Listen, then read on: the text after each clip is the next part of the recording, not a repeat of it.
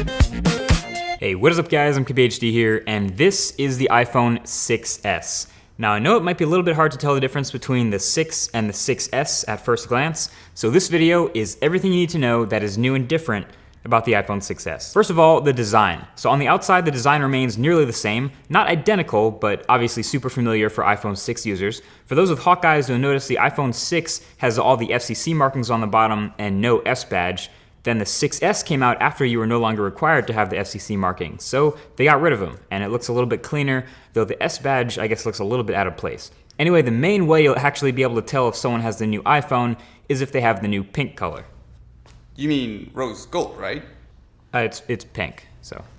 Dude, it's rose gold. It's like a pale, faded version. Seriously, it's rose gold.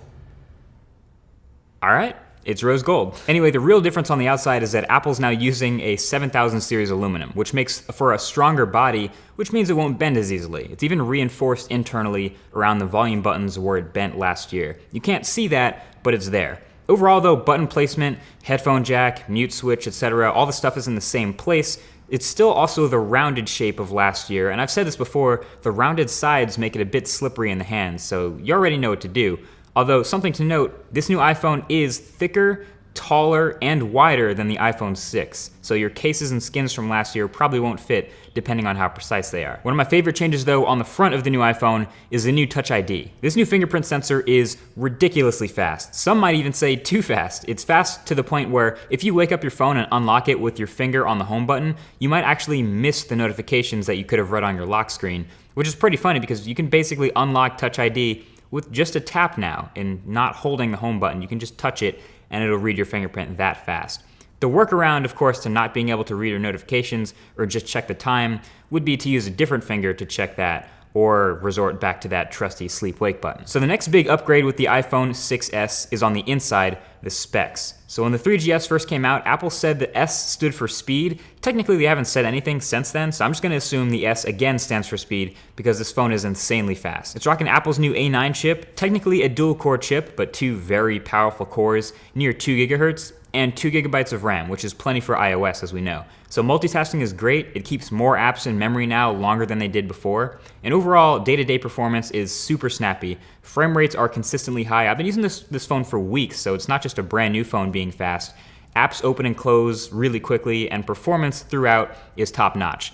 The 6s drops some insane scores too in Geekbench, on par with some laptops. So if that gives you any idea, this phone is blazing. Now there is one spec that's actually technically worse than it was before, and that's the battery. On paper, you actually have technically a slightly smaller battery in these new iPhones than you did in the previous. So the iPhone 6s is down to 1715 milliamp hours, and the iPhone 6s Plus down to 2750. The battery life, however, is still about the same, meaning the iPhone 6s battery is okay. It'll probably last you a full day normally, but heavy days you might find yourself needing to plug in before the end of the day. But the iPhone 6s Plus battery is really good. That's one of the benefits of a bigger phone. The 6s Plus has one of the best battery lives in any smartphone. It has awesome standby time, meaning you can forget to charge it at night and not have any worries. And I've failed to kill it in a day, so I'm more than happy at the end of the day ending with 20 to 30% battery life, even after normal or heavy use. Now the next main thing that's changed in the iPhone 6s is the display. Now the panel itself is still the same. It'll still look the same,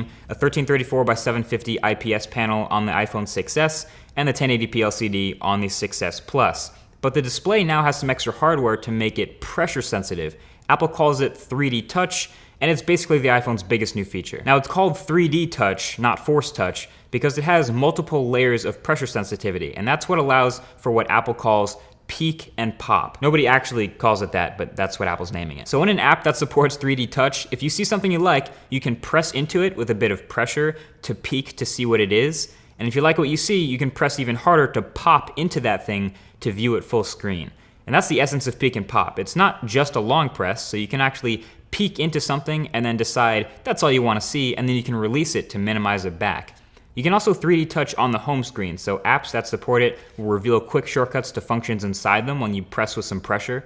And a couple of Apple apps support this to start, a few third-party ones are doing this too, and with a little practice you can kind of get to remembering where certain functions are in the shortcut. So you can actually get it to do what you want to do a little bit quicker. It works pretty well now, but we have to remember this is still pretty early for the new iPhones, and a lot of the apps that we use today aren't supported by 3D touch.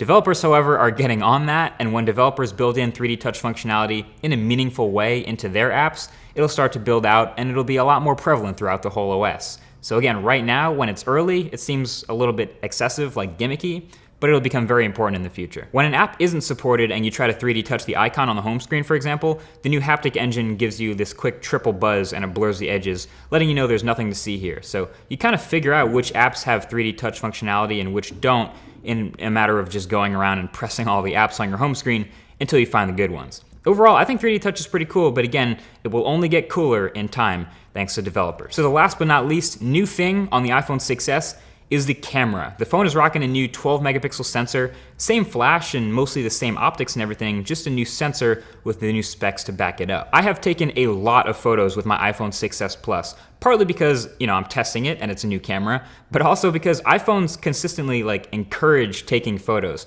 The camera interface has been some of the best balances of control and ease of use in any smartphone in my opinion, so I love the app, and it's super fast and responsive and easy to take a great photo. So iPhone 6s Plus also benefits from having optical image stabilization, so low light photos are a little bit cleaner and video looks a lot smoother. So here are the photos, and honestly you're not gonna notice a whole ton of difference in detail getting 12 megapixels versus 8, but most of the improvements you're gonna notice I actually see in the colors and the image processing. Not a whole lot of sharpening going on, but there's still plenty of detail throughout the frames, and you'll probably notice colors are kind of warm throughout every scene. And that's actually pretty natural and a good representation of the actual subject, as opposed to sort of cooling off the colors, which might look a little better at first, but is less accurate. It handles exposure great, and dynamic range is pretty good since HDR is never really too aggressive since it's auto HDR. And same thing in low light. You start to see a little bit of noise as you would expect, but overall nothing too crazy here. And again, this is pretty much all just walk up to the subject, point and shoot. Now jumping from 8 megapixels to 12 now means the iPhone finally has enough pixels to shoot that 4K video I love so much. And the video from the sensor is beautiful as expected. Now if you're serious about shooting a lot of video on the iPhone, you pretty much have to go 6s Plus to get that optical image stabilization.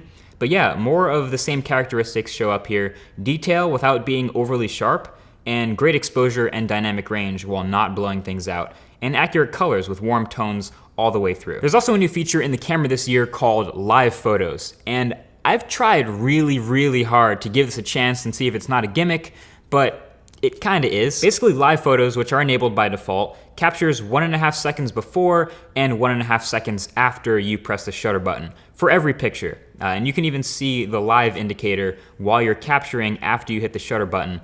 So you can sort of view that short GIF with sound by 3D touching the photo you just took and seeing the lead up to the shot and then what happened right after. It can be cool every once in a while, like being able to see something blowing in the wind or capturing the lead up to a photo or what happened right after you click the shutter. I don't know, my live photos would probably be a little more interesting if I was taking pictures of more dynamic things like people, but instead most of mine are just picking the camera up and then putting the camera back down, usually back into my pocket.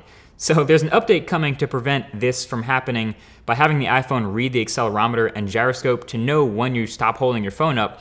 But yeah, that's pretty much it for live photos. There's no way to share them, you just share the normal picture, and all you have to do with them is set them as your wallpaper or make them your Apple Watch face. Basically, I've come to the conclusion that live photos are just a really big, beautiful demo for 3D touch. And that's fine, it's enabled by default. They take up the space of 2 photos instead of 1, so not a big deal with storage. And the only way to view them is with a 3D touch, so learn it. 3D touch is going to be important really soon. But that's it. That's everything that's new with the new iPhone 6s. It's running iOS 9, and if you're already using a previous iPhone, you're probably already very familiar with iOS 9, so I don't need to tell you about the slightly new font or the slightly worse multitasking carousel, in my opinion. You're already familiar with the experience. If you're not coming from an iPhone, you might be interested in the 6s for its blazing fast performance and ease of use and awesome camera. My biggest problem with it is 16 gigabytes? Really? With 4K video and live photos and everything like that? Honestly, it's 2015. We're pretty much done with that. 16 gig phones need to die. And it's not just Apple, everyone stop it. Anyway, that's been it. I guess let the hype train begin for the iPhone 7. Thank you for watching this review video. If you enjoyed it, feel free to hit that like button down below. And if you have any comments or questions, I'll be hanging out in the comments section below and we can chat there as well. Thanks for watching, and I'll talk to you guys in the next one. Peace.